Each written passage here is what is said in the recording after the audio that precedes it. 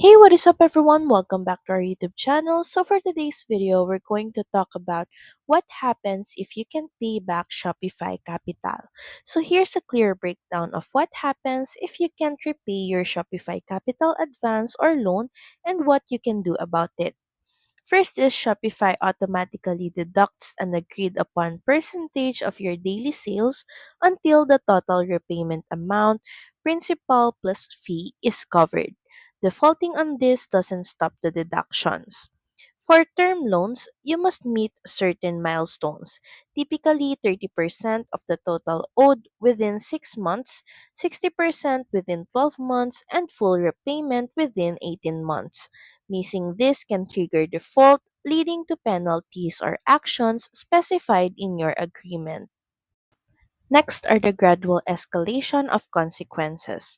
First, increased collections efforts.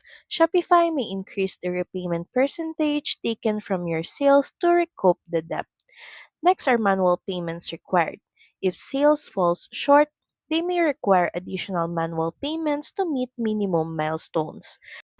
There might also be restricted store access. Shopify may limit or suspend your account or mark your store as a bad act if you default. Another thing is legal action and collections. Unresolved debt may be transferred to third party collections, and Shopify could pursue legal action or place lines on business or personal assets, especially if you provided a personal guarantee. So here's what you should do.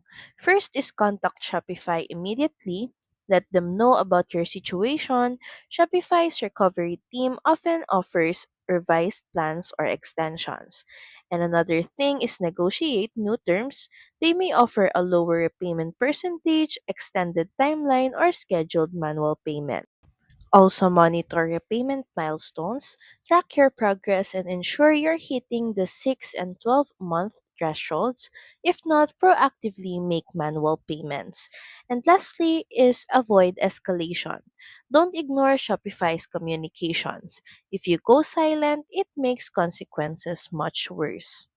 Ignoring the debt is the worst strategy. Reach out early, negotiate new terms, and stay proactive. Shopify prefers working with you to recover funds rather than shut you down.